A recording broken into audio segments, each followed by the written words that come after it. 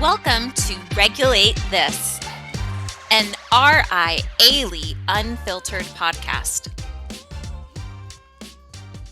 Everyone wants to know, you're a former regulator. What's the shit that you've heard? What's the shit you've seen? What's the stuff like, really? Don't try this.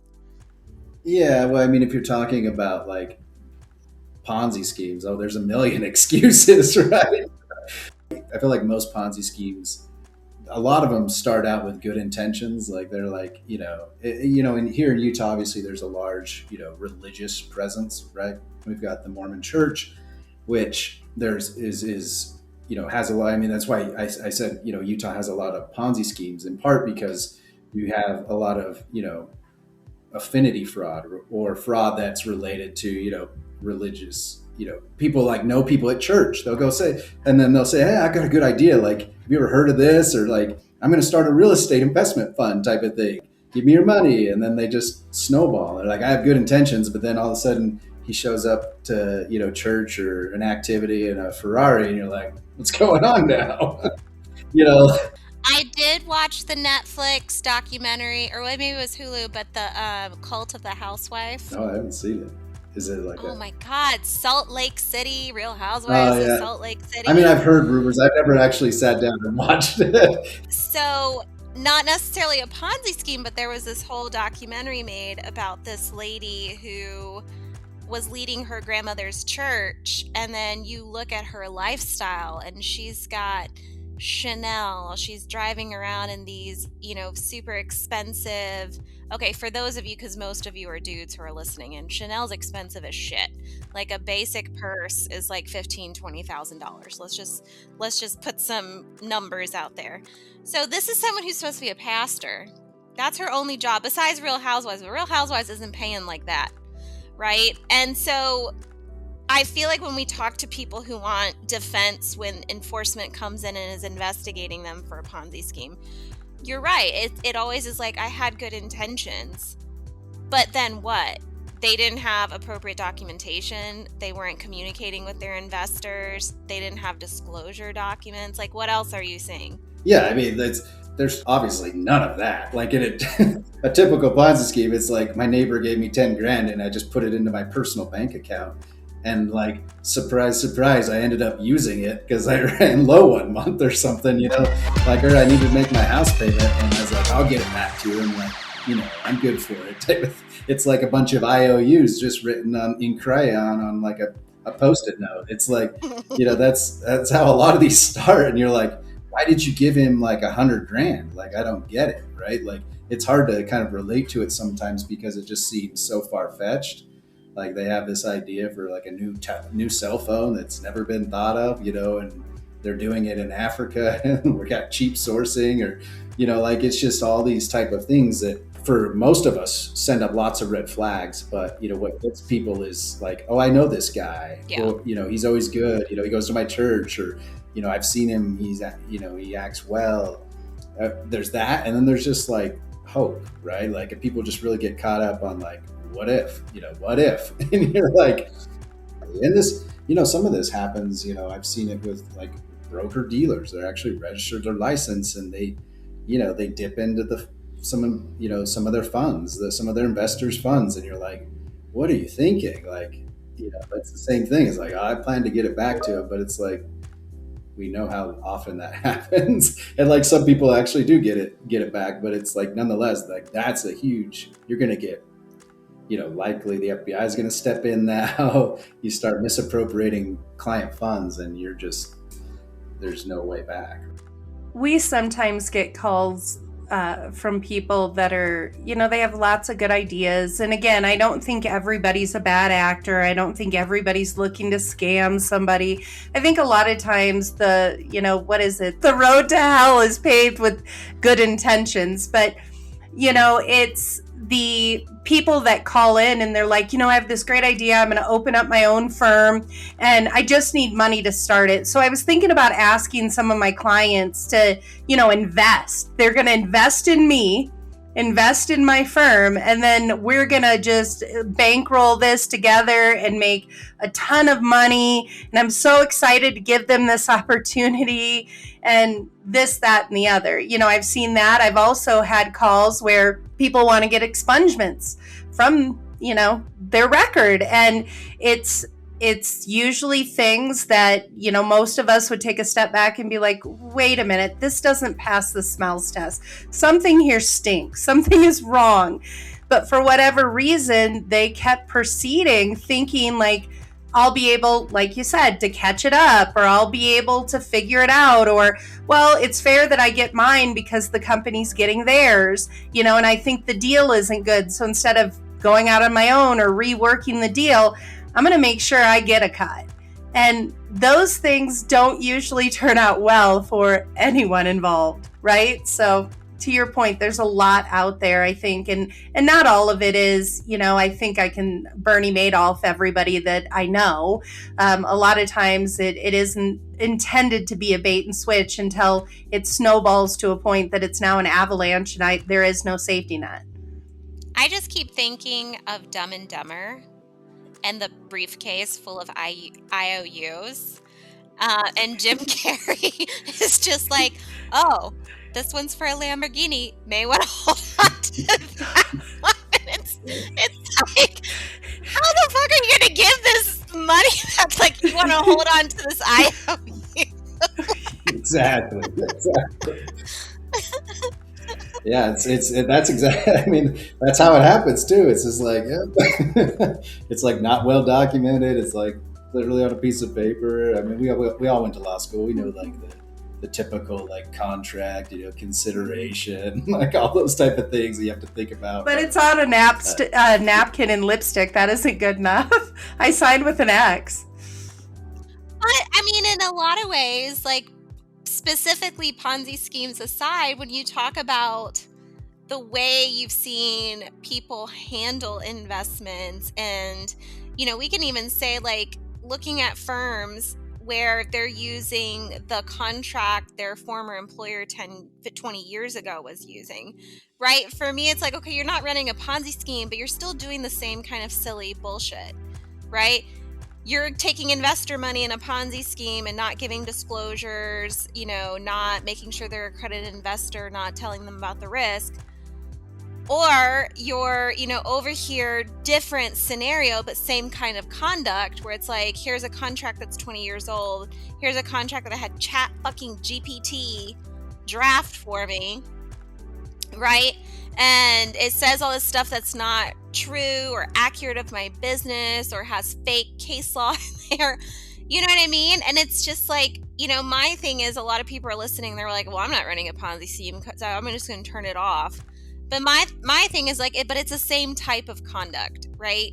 When you are in charge of people's money, their livelihood, their nest egg, what they're leaving behind for their families, how they're able to provide for the next generation, or if there's, needs or goals they're trying to accomplish, like taking seriously your position as the advisor.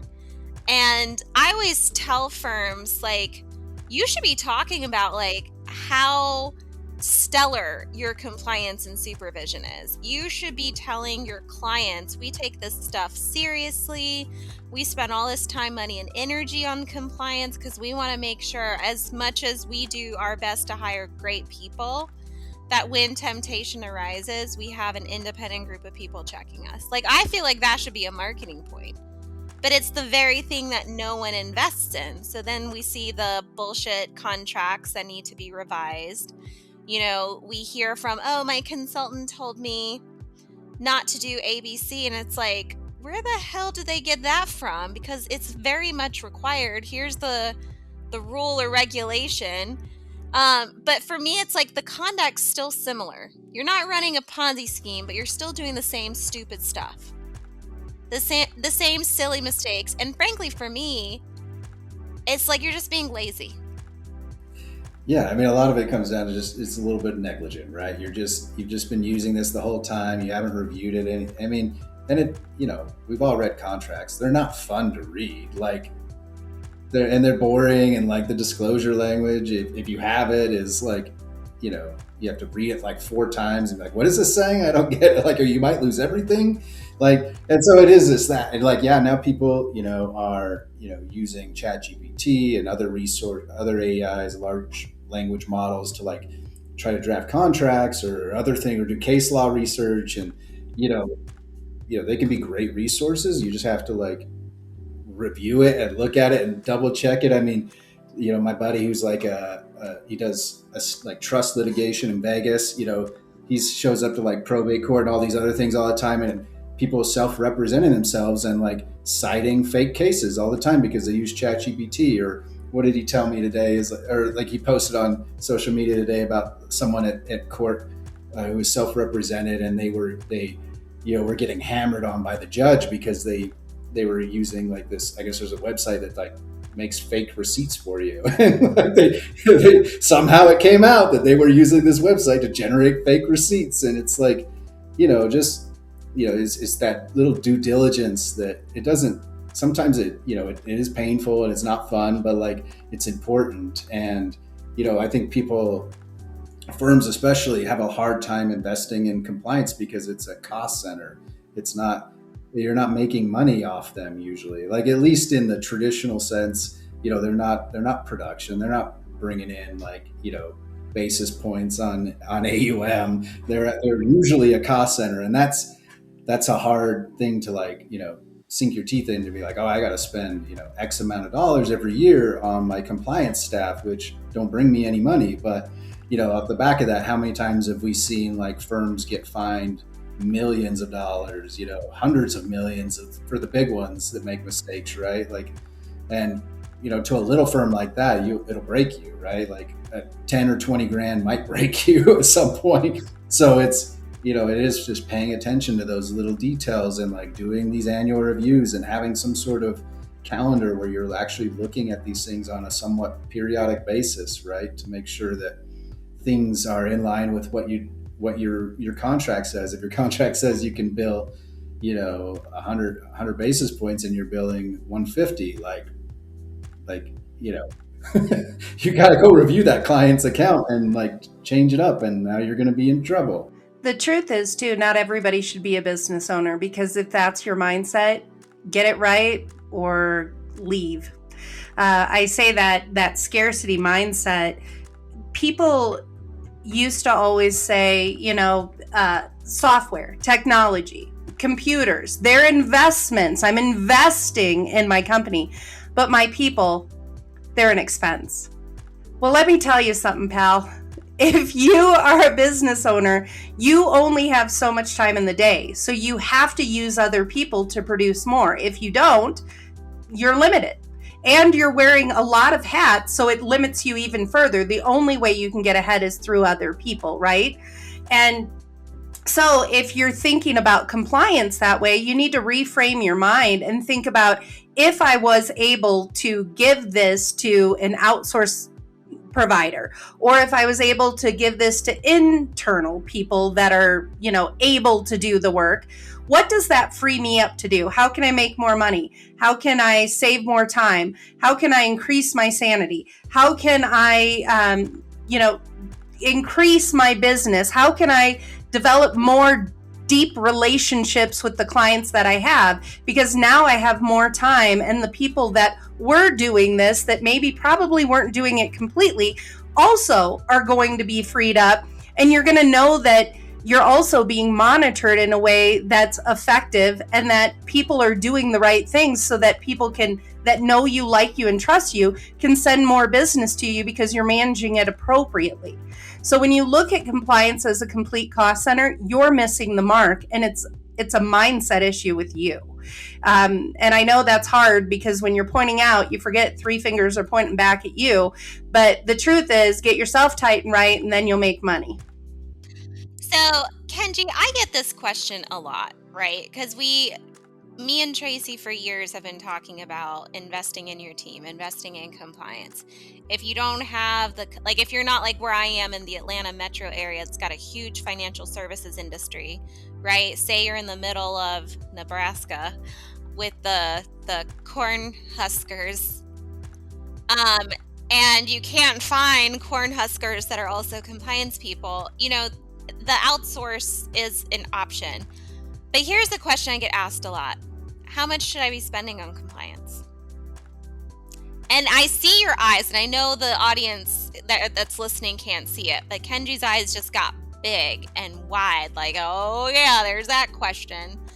But I get asked a lot, well, how much should I be spending? Is it 10% of my revenue? Is it 5%? Oh, this company told me it's this much. How do you approach that question, Kenji? I mean, it is a good question because obviously, it is a cost, right? And so, and everyone's going to be a little different depending on your type of firm. If you're like a solicitor only firm, you probably don't need a ton, right? Like versus an advisor that you have 100 AUM, 100 million AUM or something like that. Like you should consider maybe if you're not spending anything, that's not enough, right? And so that is always the tricky thing. But like if you're not spending anything, I'm already concerned. So like and part of it too is like, how well do you want to sleep at night? In part, like, I think we push that risk to the back of our mind, but like, how risky is your business? Like, and that's hard to know unless you kind of are in the industry and kind of have something to compare it to. Right. But yeah, I mean, there's not a definitive answer, of course, but maybe it is 10, maybe it's 20. It just really kind of depends on your business model and like how much is it worth just to like have that all delegated away. I think for a lot of people, they would much rather just like, I know someone's got it, I don't have to worry about it, like that helps me focus on my business. I can grow my business, but I can't grow my business if I'm like hamstringed by compliance tasks, right? Mm-hmm. Or have that like concern in the back of my mind. Like it will affect your confidence as a business owner if you're like, you just got a broom closet just filled with boxes, and it's like it's like that's not going to do it. And like I said, regulators are using technology as well to like increase their capacity to do exams and other things, right? So you just have to be aware that they're getting smarter, and you should probably too, right? And that's having like robust compliance. Another thing that you probably want to consider, I think Kenji hit the nail on the head with saying, what's your risk? Be honest with yourself. If you haven't done a great job in hiring people and training them, which most people don't do a great job with, how much are they doing right? How much do you think they're actually doing wrong? Right? You're responsible for that. So how much do you think? And then I also think, how much are you spending on marketing, right? So anything you invest in marketing should be getting a 10x return. So you've created this environment, if you're doing marketing, where you're getting your name out there, you're building this glowing reputation only to have somebody throwing darts at it to wait until the balloon pops and then you got egg on your face. And now all of those dollars you spend on marketing, you have to have disclosures and potential fines that you have to send out, not only to the clients that already know you, like you, and trust you, and might be willing to put up with some things and tolerate some things, but now you have this bigger hill, this bigger hurdle to cross to get new people in the door and to get more people to work with you and to expand your footprint. So you're shooting yourself in the foot a lot of times, especially if you aren't honest with who you are and how you built your business. Most people build a business wearing every hat themselves until they start firing themselves and hiring new people. And the first people they hire aren't usually the people that can get them from point A to point B forever. They're good enough for right now. It's Mr. Right, or Mr. Tonight. And for most people, they're getting Mr. Tonight and they're hoping they're Mr. Right for 40 years. Well, the truth is, if you aren't investing in them, then they're going to be making a lot of mistakes that you're going to be responsible for. And if you're only doing a pittance, so the people that call and tell me, well, compliance, we're vanilla. It only takes me 1 to 2 hours a month to do all of our compliance with all 50 of our advisors. And then I think, you're not doing most of what you need to do, right? And if that's the case, what is being buried? What is not being acknowledged? And what is going to be unearthed? So the question of what do you spend? The truth is, yes, we all have a budget. We all have things we have to do. But ask yourself, what is my average client value? And what do I need to do to pay to get all of the things done that I need to have done? How many clients do I need to bring in to cover that cost so that I have peace of mind and can sleep at night? like Kenji mentioned. I can have a reputation kind of bubble around me rather than a buster, and that I'm able to grow and expand my business and feel confident and comfortable with the things that I'm saying for those clients, so that when they come in, they can actually know me, like me, trust me, and refer business to me. No, that's an excellent point. And a lot of times it's like, how do you get the business, right? Like, I mean, if you're like Succession, you're taking over someone's business, you might want robust compliance for a while, right? Like, you might have to have someone go through every single contract of that client that you're buying, that business, that book of business you're buying. Or if you're like, all you're doing is marketing, huge marketing rules, right? Disclosures. What are you saying? How are you promoting it? If it's just word of mouth, maybe it's not that expensive and you might not have some of those concerns, but obviously you just have to, it's like, yeah, it's taking a realistic look at your book of business and how you run it, and understanding, where your shortfalls are. But I think it makes a lot of sense if you're a small shop or you have a lot of advisors, you don't have a good CCO or you don't have a CCO, like outsourcing a lot of that is likely be cheaper and more cost effective and efficient for you. So it's just figuring out that, like, do I want to have 10 people in here, or do I want to just outsource it all and focus on building my business and taking care of my advisors? So Kenji, a question I get asked a lot, and I think this is more from consulting companies and their marketing, but I always get asked, doesn't the SEC hate it when you outsource CCO? I don't think that. I mean, it probably depends on who you outsource to, but no, that's right. Like, that's going to be the answer. I think, generally speaking, is like, I'm sure you could outsource it to India, and may not be the best idea, right? But yeah, it's one of those things. It's like, if the only thing they care about is whether or not you're being compliant and you have, your books and records and all those type of things, tidied up. And if the best way to do that for you is through outsourced services, they're going to be very happy with that. And in fact, they'll probably prefer it to some extent, because they know, like, someone knows where everything is, and they don't have to go talk to 20 people or figure out exactly where everything is. Like, usually someone, if you're outsourced, they're on top of a lot of that stuff, and they just know exactly where your books and records are. They're keeping track of everything a little better. But yeah, I don't think they generally have a preference either way. It's just what are you doing and how are you doing it, and are you compliant? Like, as long as you can satisfy those type of things, you're going to be good. But thank you, Kenji. Thank you. Because I get asked all the time, like, doesn't the SEC hate it? And I'm like, no. And I send them, because the SEC issued years ago guidance on the use of outsourced providers. And I'm like, a bullshit provider that's in a third world country providing you service is probably observed in the same way as the 23-year-old admin who knows jack shit about compliance that you've thrown the CCO hat. Like, SEC probably looks at it. But now I finally have got a former insider on the podcast who can confirm right here and now outsourcing CCO is perfectly fine. What it comes down to is the quality. And so, to your point, there are providers out there that say they will be your outsourced CCO, who say they will do these things for you. And to Kenji's point, don't know your business well, don't know your books and records. And there are companies out there who do a very good job, right? Who meet that standard and can illustrate to the SEC that they meet the regulatory standard of compliance and supervision. So stop asking me. My God, I get asked all the time, and I've got my PDF, Kenji, always lined up, ready to go. I just have never been able to get someone from the SEC on a recorded conversation. Oh boy. I feel like I need to drop a disclosure. Like, this does not reflect my opinions alone. These are Kenji's opinions only. They do not reflect the opinions of the Securities and Exchange Commission. His comments were not reviewed. Exactly. Thank you for that. teeing that up because, like, that for I sure. think I would it's actually be a not- pretty good SEC attorney. I think it's my mouth that gets me in trouble. I think I'm too colorful.